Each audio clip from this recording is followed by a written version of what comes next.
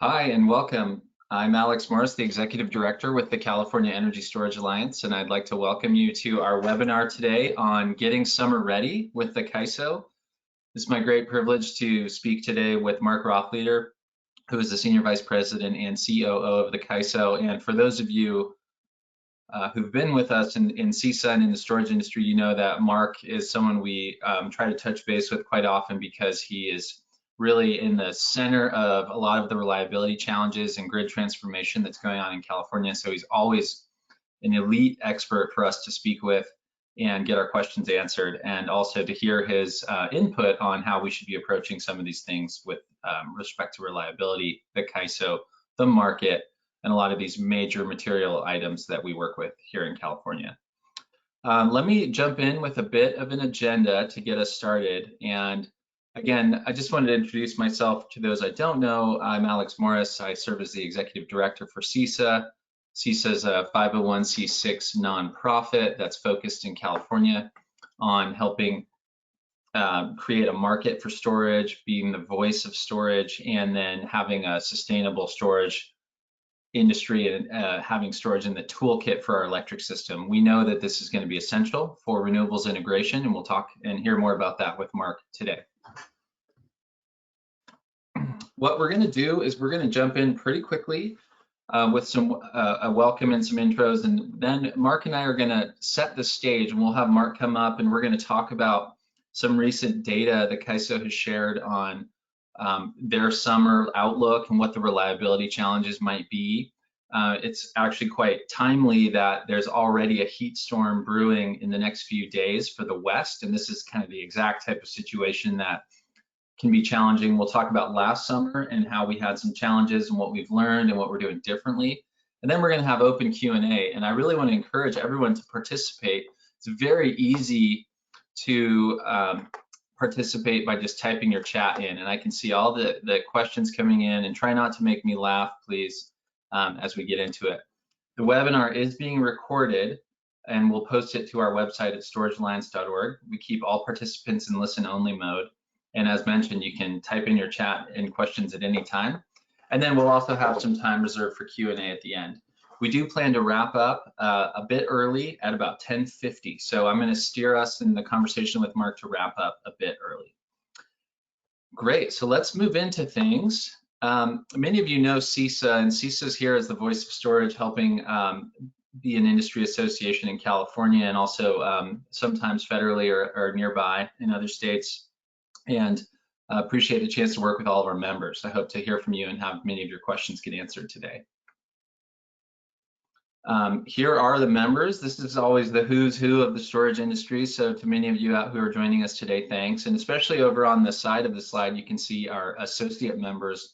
These are a lot of the large load serving entities that are engaging in storage procurement, that are actively adding storage to their portfolio. And so we want to tip our hat to those guys and those companies as they gear up to really serve a load in California, working with the CAISO and really handing their portfolio of resources to the CAISO and Mark. Okay, and so with that, let me introduce Mark. And Mark, I'm going to bring you up in just a moment here. Mark is an elite leader from the CAISO. He's been with the CAISO for a long time. The CAISO, as many of you know, runs our wholesale energy market. They also do transmission planning, and they serve as sort of the grid operator, meaning they're balancing supply and demand on the electric system at all times. They cover the vast majority of California and now the vast majority of the West in real-time operations. And real-time operations really means what's happening right now on the electric system and how are we preparing between now and the next 5 to 7 hours to gear up and make sure we can run the lights. So this is very challenging as we've evolved our electric fleet, and Mark's been with the ISO since '97, and so has really seen the ISO mature, seen how we've built this really expansive wholesale market system and operating regime. We have thousands of pages of rules, and I say we, Mark, because as you know, I was doing market design work for some of our utilities, and now with CAISO, we've been working as a stakeholder at the CAISO for so long. So Mark, I'd like to turn your camera on and have you come up, and we'll give you the floor to do a quick introduction in case I missed anything, or maybe to provide a couple opening statements. Well, Alex, thank you very much, and thank you to CISA. I don't know if there's a reverb. Okay, it's better. I just want to say thank you for the opportunity to always speak to the CISA and its members. I think this year is especially relevant, especially to the storage industry, I think. And just briefly speak to our summer assessment, which highlights the fact that we do have some more resources this year versus last year. And it really, much of those additional resources are those storage resources, about 1,500, 2,000 megawatts more resources that we are expecting this summer versus last summer. And those resources will be really important to deliver on those hours when we saw the most stress last year during those post-peak, net peak, basically roughly 6 to 8 p.m. in the evening when the sun's going down. You're losing the solar production, and you need to start ramping other things up. And last year, with the level of heat that we had, some outages on the system, and some other market challenges, we observed that those hours became the critical hours.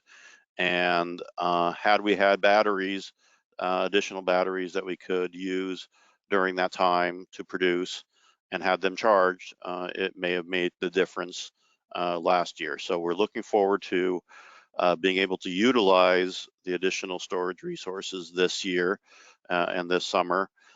We know that these resources are still coming online, and we are still learning how to use them. And that kind of speaks to some of the market design features that we've put in place for this year. We've made some pricing enhancements, some changes to how we deal with imports and export priorities. But we also made some modifications to the rules to allow us to give us some additional management and control capability on the battery resources, so that we can make sure that these new resources are fully charged when we need to have them fully charged for that evening peak on those most critical days. We recognize that we don't want to do this all the time. We recognize that we want to have these resources as being able to participate in the market and take advantage of the market opportunities. But we also want to make sure that we've got some management capability to ensure that these resources are fully charged when we need them, so that from a reliability perspective, they're meeting the reliability needs when we most need them. I do want to say that observations thus far have indicated that I'm starting to see the pattern that I'd like to see, and that is midday charging when there's surplus energy, and then evening discharging when we need them. And I'm starting to see that pattern start to take place naturally. And if it takes place naturally, then there will be less need for us having to manage that as necessary to maintain reliability. So with that, I think I'm prepared for the discussion. It's very relevant. I'm a little distracted because I'm going into the next 2 days are going to be high-low days.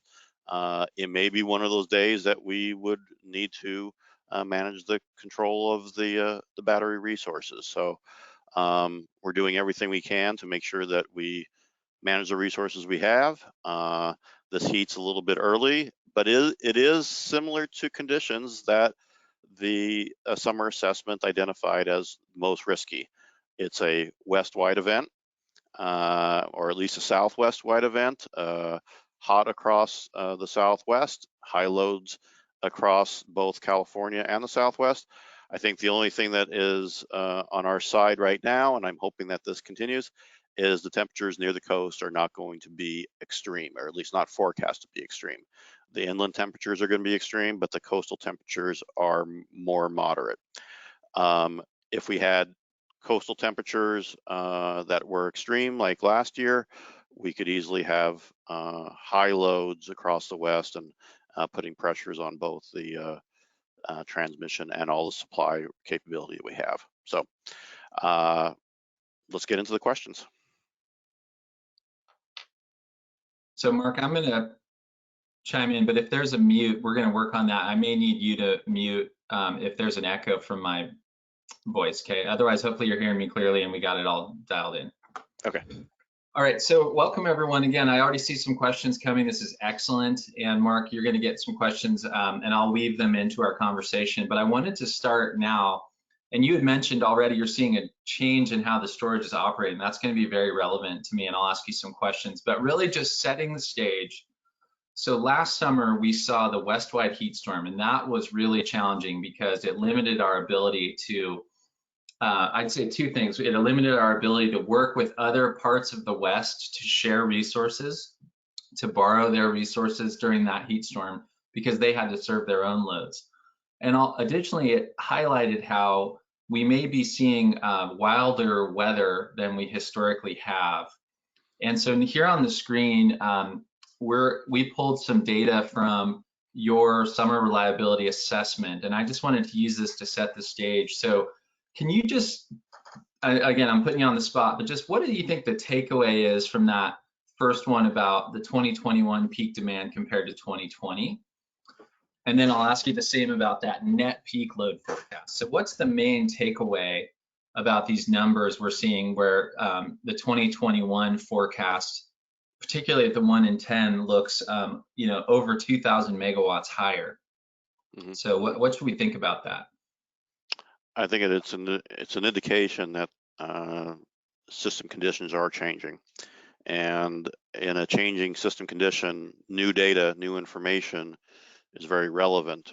And what that 2021 forecast, especially the 1 in 10, is indicating is if you include the observations from last year into the statistical mix, your forecasts do change for the 1 in 10 level forecast, and it indicates that the probability or the higher load level or the higher forecast level at that 1 in 10 level is higher than what it has been in the past if you exclude the data point from last year. So it's really it's really kind of matching up with the notion that I've said before, and that is these 1 in 10 year events are happening seemingly more frequently, or it was 1 in 20 year events are happening every 10 years. It seems like the frequency and the magnitude of those tails are increasing, and I think this is reflective of that. Now, one could say, well, 2020 is an anomalous year because of COVID conditions. And that's perhaps true. But the prevailing view is that, well, COVID conditions may have reduced load. We had been telegraphing, and I think it did come true in the summer, that during the hottest periods of time, during the peak summer months, in those evening hours, their potential is the COVID effects may have actually increased load. And we've kind of rationalized that a little bit with behavior. People are working at home, running their air conditioner, running it longer, working later, and some of those effects may have contributed to those observations that we're seeing, that you have higher load under COVID conditions. Now, at some point, we move on from COVID conditions and saying, has the overall work structure changed more fundamentally? And I think that's something we're going to have to kind of see how things play out. But I do think that obviously people are going to have more flexibility to work from home, work from the office. I don't know how those are going to play out in terms of load patterns, but we will have to be prepared for those changes.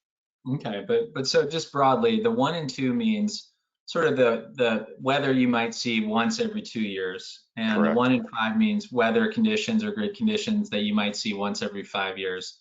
And Yep. so naturally, 1 in 10 is a more rare and severe circumstance, and Yep. yet you're seeing those rare and severe circumstances show up kind of more often, particularly if we use the weird or extreme heat from last summer. It's well, I mean, it's not that they're happening. We are seeing the more extreme conditions happen more frequently. I think that's reflecting in the results that show a 1 in 10-year event is at a higher load level than previously forecasted to be. And that's, again, accounting for the data that includes last year's data. Yeah, And that's so last year's data to the forecasted loads, not to the actual loads that occurred, because the actual loads also had the effects of conservation, flex alerts, and things that actually helped reduce the load when we saw those events. But if you took the original load that we were heading towards and factor that into the data mix, that's what the 1 in 10-year load forecast looks like.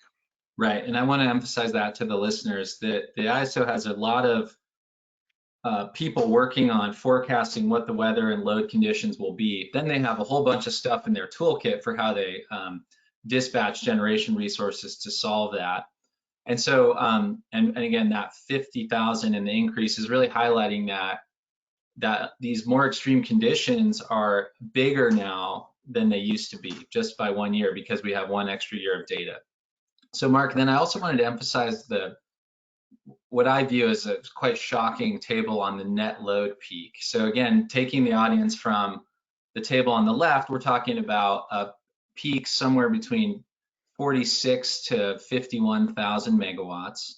Mm-hmm. But then over here, you have net load peaks of between 40 and 45,000 megawatts. So can you Yep. just tell people really what does that mean in terms of ramp? What does that mean in terms of the net load shape? What is that? And then what's that mean in terms of the types of generation you need after the solar sets or the sun sets? So again, I think we're all oriented now what the net load is. The net load is the gross load minus effectively wind and solar production, and it has tended to peak about 2-3 hours later than the gross peak.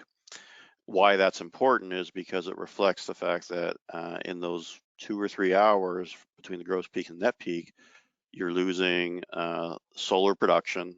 Wind could be varying. If it's a really hot day, it's not unusual to have very little wind at that point. And we've got to have other resources ready to meet that later net peak. You're losing probably around 7 to probably 12,000 megawatts of solar, at least grid side solar. You've got behind the meter solar that is also ramping out. I think we're probably around 6 to 7,000 megawatts of behind the meter solar. All that load that's behind the meter solar that was being served by those behind the meter resources are now coming back onto the system. And the result is that the net load is fairly high and it's peaking later in the day, and you have to have other non-solar resources to be prepared to serve that higher load. And that has been the challenge. Now, it's not just the amount of resources, but they also have to be, to your point, Alex, resources that are dispatchable, rampable, and responsive over those 2 to 3 hours, because they really are ramping up from, could be near zero or very low level production, and basically offsetting that basically roughly 10 to 15,000 megawatts of resource switching, if you want to say, in that short period of time. So you need movable stuff to the tune of 10 to 15,000 megawatts in the very short period of time. Yeah, and I find it striking that with all the solar we're deploying, which again, CISA very much supports, you still need this whole other regime and fleet that's going to be available right after the sun sets. And it's not small, right? We're talking about sort of a minimum of 40,000 megawatts of capability. And again, that can be in-state generation, imports, all this different stuff in your toolkit. But to me, that really highlights how we need, there's obviously with CISA, we see that as a good opportunity for storage to come and help out. Yeah, I usually use it to kind of put people in reference. It's what is it, 6 Diablos moving in a 3-hour period. Yeah, and for those of you not familiar, Diablo's our last and very large nuclear facility here in California, over 2,000 megawatts. It's 2,200 megawatts. So, and again, that's huge. And just for reference, for people not familiar with these numbers, the entire city of Los Angeles and their utility, LADWP, roughly is around 7,000 megawatts. So the swings we're seeing, it's like the whole city is the size of Los Angeles in terms of power load coming on to the ISO system over 1 to 2 hours roughly. So, a lot of machinery and power equipment needs to respond and handle that. And obviously, if we don't, the consequences are very severe. So Mark, do you want to make any statements about how seriously the ISO takes reliability before I go into a few more technical questions? No, I mean, we are responsible for maintaining reliability. And when I mean reliability, we measure reliability as being able to balance supply and demand on a second by second basis. We get measured by that ability to meet the balance at supply and demand. We also get measured ensuring that we have an amount of reserves to ensure that if we lose some large resource, we can ramp that capability up in 10 minutes. That's a responsibility. And then the last piece of reliability is ensuring that we are not overloading any component of the grid, so that either under steady state or under a contingency condition, we don't put the risk of having a cascading outage because we're overloading something and then something else gets overloaded in a contingency event and cause a cascading outage across the interconnection. So that's how we get measured in terms of reliability. I recognize reliability also comes down to service reliability, and what do people expect their service to be reliable and resilient and not have outages. And I express it that way because at some point our responsibility to maintain system grid reliability, ensuring that we don't have potential for cascading outages, can run into a conflict with service reliability. And indeed, when we have to make choices about being able to have enough to balance and maintain reserves, like we did last summer, we had to take actions that basically reduced the demand. That to people is their service reliability being jeopardized, but it's as a result of our responsibility to maintain the larger grid reliability and ensure there's not spreading or cascading outages. Yeah, thanks, Mark. I'm glad you got to share all that. I think a lot of people are still wrapping their head around the concept of rolling outages and how seriously disruptive and catastrophic that would be, and how the ISO is sort of regulated to manage their risks and triage when they really need to. And we always want to avoid that situation, but that's just life as an ISO. Yeah, and just so I'm clear about this, I mean, we have a responsibility and we engage in processes to make sure that there's sufficient capacity in the system. But ultimately that service level reliability and how much capacity is necessary to procure is not our responsibility. That is the responsibility of the state and the load serving entities and the local regulatory authorities. We believe there's certain minimums. We provide input about what we think is necessary to maintain a level of reliability, if you want to call it 1 in 10 year events, statistical events of an outage. But that's not the level and reliability that we're held to operationally. That's how you plan the system from a resource perspective. Yeah. Okay, so Mark, there's so many questions coming in. I want to move us. Yeah, this is great. We're talking about the summer. So let's go to the next slide. And again, just setting the stage, one more piece of data is hydro. So Mark, what's the quick update on hydro conditions in California? What does that mean for summer reliability? Yeah, so the hydro conditions are obviously, we all know that we're in record drought conditions. The watersheds are very low in some cases. Um, at the same time, what the messages that we're getting from the hydro operators, generally speaking, is while the energy content and availability of the hydro system is significantly reduced this year, um, the generally feeling is that they will be able to manage the water and be able to meet the peaks when we need to. Okay. There are some exceptions in that. There are some exceptions where water movement is primary, and there are some watersheds that are extremely low and potentially could dry up to the point where you can't generate from those resources. And we're monitoring closely the risk of that. It's probably more, if that does play out, it's probably more towards the tail end of the summer. Um, but we recognize that there may be some risk of that. Okay. Okay, so again, another sort of challenging headwind is these low hydro conditions heading into a hot summer, probably a bit less generation there.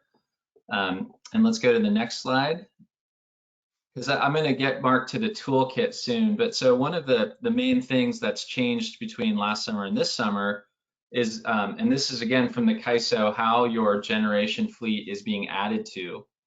And again, I know it's very complicated, that there's a lot of stuff going on in how the local regulatory authorities bring contracted generation into your market. That's not what we want to talk about here. What I really wanted to talk about is what's the significance of that upper right box? The total additions by September 1st or before then, we're looking at close to 1,500 megawatts of storage.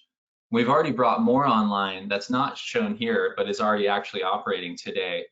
So in the grand scheme of our grid transformation, what do you make of that 1493 number? What should the audience think about that, and how are you guys reacting to that? Well, that's the additional 1,500 megawatts that are, if you manage I mean, mainly these are 4-hour batteries for the most part. But with 4-hour batteries, if you get them fully charged into that evening peak hour, about 5 p.m., that's 1,400 megawatts, 1,500 megawatts that we will have for 4 hours. And that gets you through that evening net peak. The challenge there is, unlike a gas resource where we can dispatch it when we need it, we've got to manage the state of charge of these resources so that they are fully charged for that evening period. And I think that's one, a new learning experience for us. Two, I think these batteries have not, the batteries previously to this have not been used in this daily cycling that way. They've been providing more regulation service. So we are now using the batteries at a scale and in a manner that is different than the previous batteries that we've been used to using. So that's new. But this is the new tool, and we expected that this is the tool that we will have to use. And I think we're excited about the ability to demonstrate how these batteries will be successful in helping transition the grid from those firm dispatchable resources to a more nuanced and maybe more challenging, but interesting way of using the grid assets to navigate the daily load pulls. So we're excited about this. I know we've worked with CISA and its members to express why we think this is a great opportunity, an opportunity to show how it's done. No one else has this battery at this scale for system conditions. So we're excited to show how these really are the tools of the future to operate the grid reliably. Yeah, and Mark, I want to emphasize what you said about how the storage is now doing what I call deep cycling. or you're Yep. starting to see that, right? I don't have visibility to how the storage is dispatching, but You can Mark, look so it on the your reality, phone. You can look on your phone. You can okay, see how yeah, the so it's on batteries the are being CAISO used. app, right?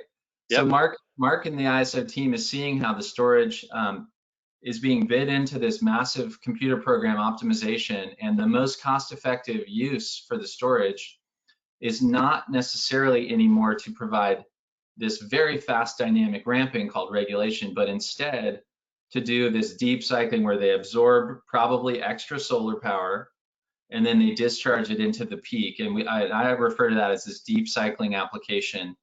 And that is going to be really critical in the summer because that really shows that the storage has reached a saturation point where there's so much storage, there's more than just enough needed to provide regulation.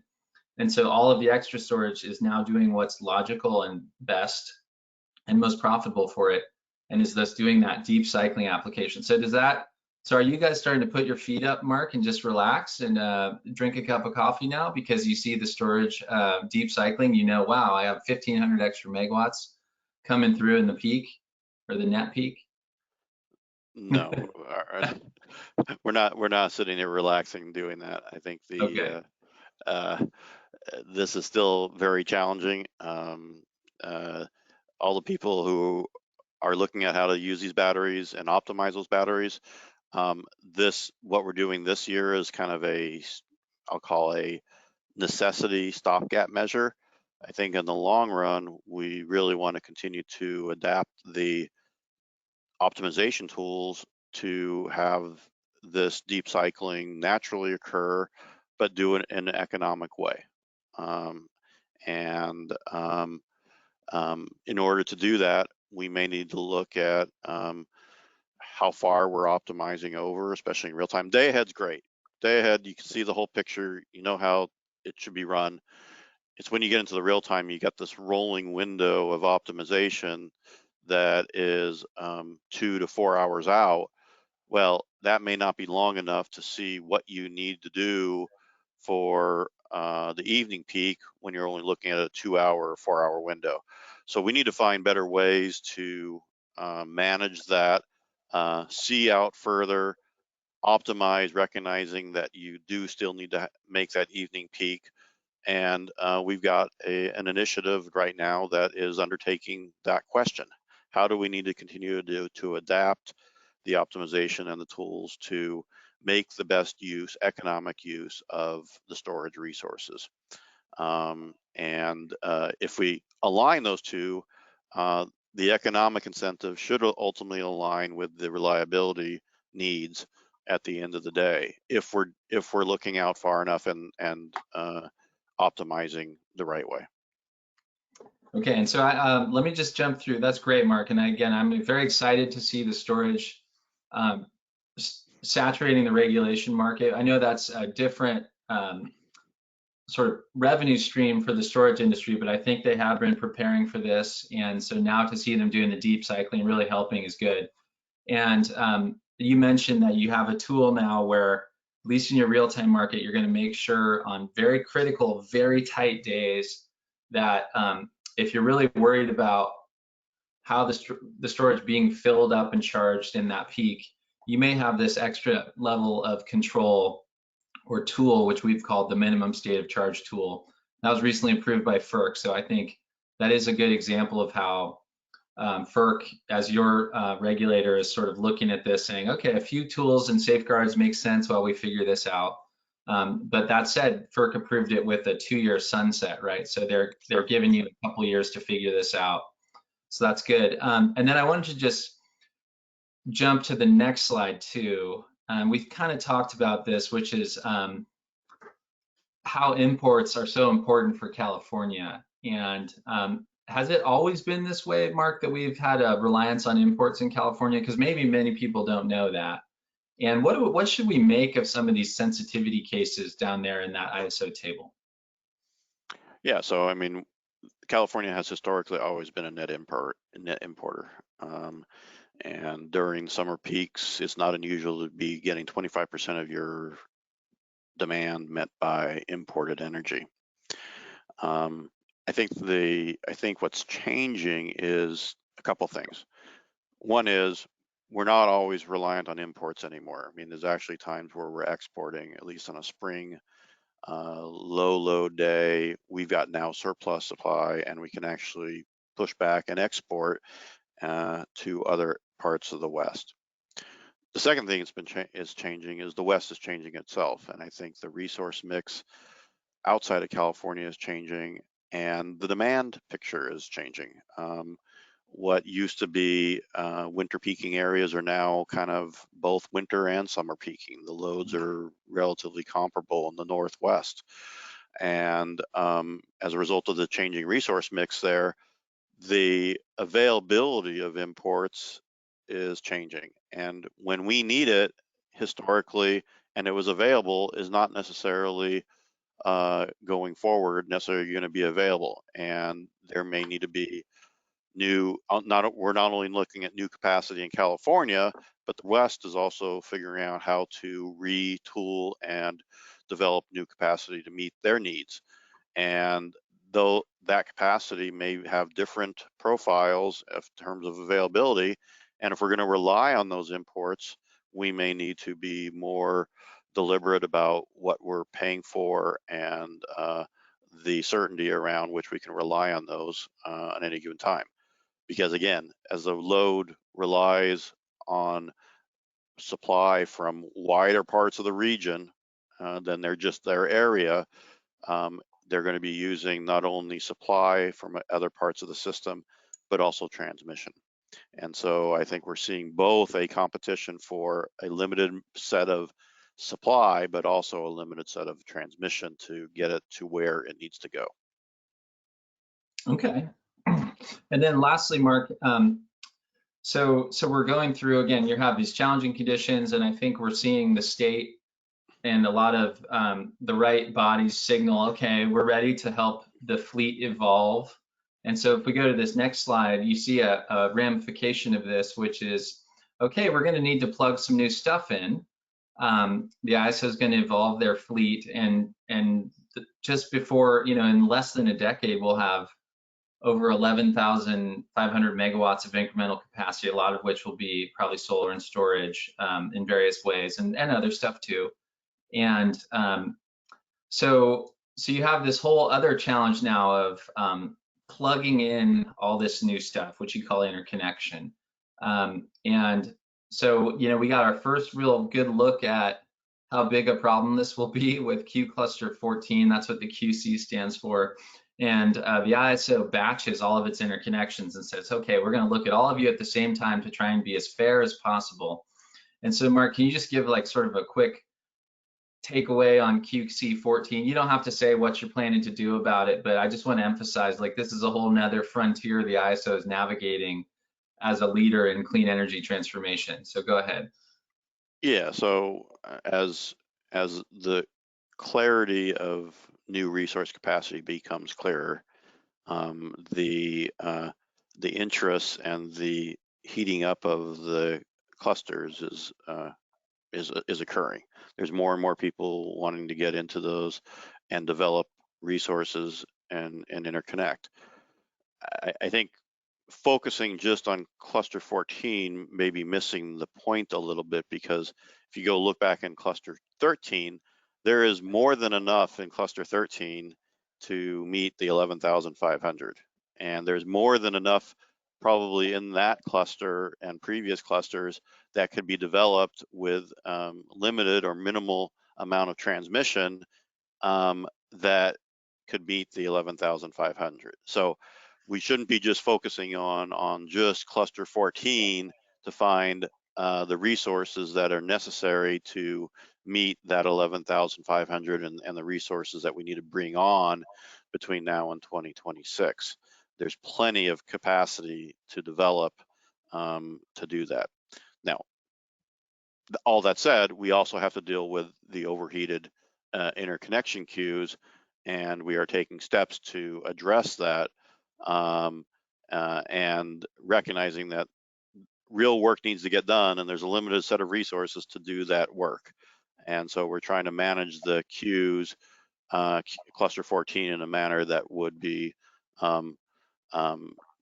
continue to develop and continue to study them, but we're probably going to have to take a little bit more time and be more thoughtful about how we're using our resources to do those interconnection studies. Yeah, and Mark, in my role, as a conduit to the storage industry, I've tried to represent California fairly to them and say, look, here's what I think California is going to need. Here's the data, and help them make smart business decisions. And I do think what I see in this Q cluster 14, which again, Shyam is indicating how many people are signing up to connect new resources to the CAISO system. That's what Q cluster 14 means, and they do these Q clusters every so often. Yeah, And it's. I think right yeah, now it's 10. The amount that's in the clusters is probably 10 times the amount that we need in terms of the capacity. So there's plenty to select from. I think you do want to know which ones are going to be most viable and have the lowest interconnection costs, and that's part of the process of the interconnection queue. yeah. So they'll study them, try to provide helpful information to parties to say, hey, do you really want to move forward with your interconnection? And if so, we'll move you into phase 2 and give you a more precise study on the cost to interconnect, so you can really decide if you want to develop that site or not. So again, Mark, I think it's exciting, and again, I expect this challenge will continue. As the good side of it is that a lot of developers are showing up. They're trying to compete here. They're Oh yeah. positioning to deliver new solutions, and for the CISA members, this is kind of a leading indicator, right? Absolutely. That there's a lot of sales and deals that need to be figured out, insurance that needs to be sold, et cetera. So we're going to work on this for years. And I know right now that looks like a big number, but a lot of those projects will probably make decisions about whether to stay in or not, and we'll figure it out. So Mark, I want to, since we're going to wrap up in about 8 minutes, I wanted to jump to the next slide and do a little Q&A with the audience. And thanks to those of you who've been very patient with me as I've tried to weave in some of your questions. So one question, Mark, is on long duration storage, and from Pramod Kulkarni, he says, hey, I know there's 1,500 megawatts of mostly lithium, but where are you guys with other stuff and other technology? And where does long duration fit in? I think the long duration does fit in, especially as you get further out into the years and you want, and in trying to meet the low carbon objective and target, do you start moving away from the gas resources? And then when you start talking about doing that, it's not just 4-hour batteries that are needed. You need longer duration. One, because you've got a larger slice of load that's being met by those resources, and it's not just 4-hour batteries. But you also have to cover the scenarios now that the multi-day events that I've tried to express before is what happens when you have relatively high loads, but you have cloud cover or low wind events for multiple days. Where are you going to get the charging capability to charge those batteries when you're having at the same time high loads? Do you have enough excess capacity, excess energy to do that on a daily basis, or do you need something that is charging up over a longer period of time and can discharge over a longer period of time? So I think as a replacement for firm dispatchable resources that are longer than just 4-hour need in the evening hours, long duration storage is a potential viable option to moving away from what has been providing that firm dispatchability, which is mainly gas. Okay, and Mark, the PUC through their integrated resource plan is looking at a couple options for how to shape a bunch of replacement capacity for Diablo. Obviously, that's going to be really important for you guys, not just for this summer, really beyond this summer. So what's the ISO's position on kind of the needs for the system going forward, in addition to long duration, which was part of that proposed decision? Yeah, so I think our position has been relatively straightforward, and that is we believe there needs to be a diverse set of resources that have different capability, and as a result of that, and also keeps up with the pace of change of the resources that you're retiring. And in that regard, we know we were retiring the OTC resources. We know we're retiring uh, the uh, the nuclear Diablo Canyon. Um, I think we need to be more deliberate about whether we're going to be on a plan that expects and plans for retirement of other gas resources, either because they're becoming used so infrequently, they're economically potentially not viable, or they're end of life, and you need a more flexible uh, resource going forward. So, and then the fourth component is you get beyond 2030, or you start approaching 2030. We got to start preparing for uh, the increase of demand. And this is really an artifact of electrification of the transportation system, as well as the heating system going to electrification from gas. And we expect that the load will start to increase potentially 40 to 60% in a relatively short period, 10 years, between 2030 and 2040.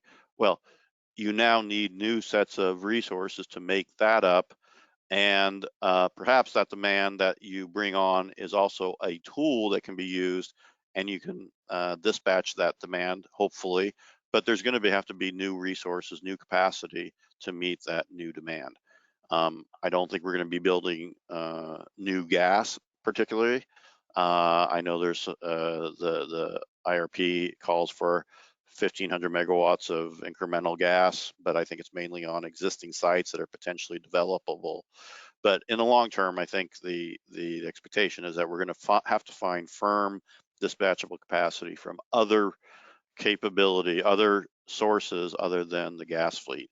And I think that's where we have to start looking at other alternatives. Is it geothermal, dispatchable geothermal? Is it storage? Is it long duration storage? Is it something that hasn't even been really developed yet, such as hydrogen? And we have to look at the full set of technical options and alternatives in relatively 10 to 20 year period.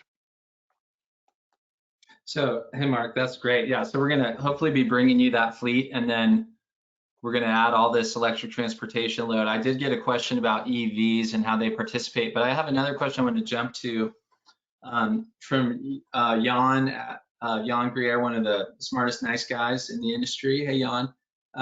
He's noticing that prices have been more volatile in the south than the north. And so, again, you're seeing storage get developed all around. When you have that type of difference in volatility from the north to the south of the ISO system, does that mean it's dispatching storage differently in the north versus the south? Do you know that? Yeah, I mean, I would expect it would. The dispatch would, the prices should reflect in the terms of the dispatch. The prices are probably reflective of not just supply conditions, but also the transportation and transmission that may be limiting the ability to get from one area, get from the north to the south. And so those price differences are expected. At some point, you have to decide, well, do you build more transmission to address that, or do you build more resources to be responsive to those prices? Okay, and then Ryan, I have a question from Ryan Stair about like sort of, are you signaling to them? And Mark, I say this to you as the person who helped usher in MRTU. Does the ISO signal where there's value to add resources to the system? And so how does that work? Yeah, so I've said before, I think the locational marginal prices signal where to develop, whether they are strong enough or have longevity or certain enough to, on their own, incentivize development.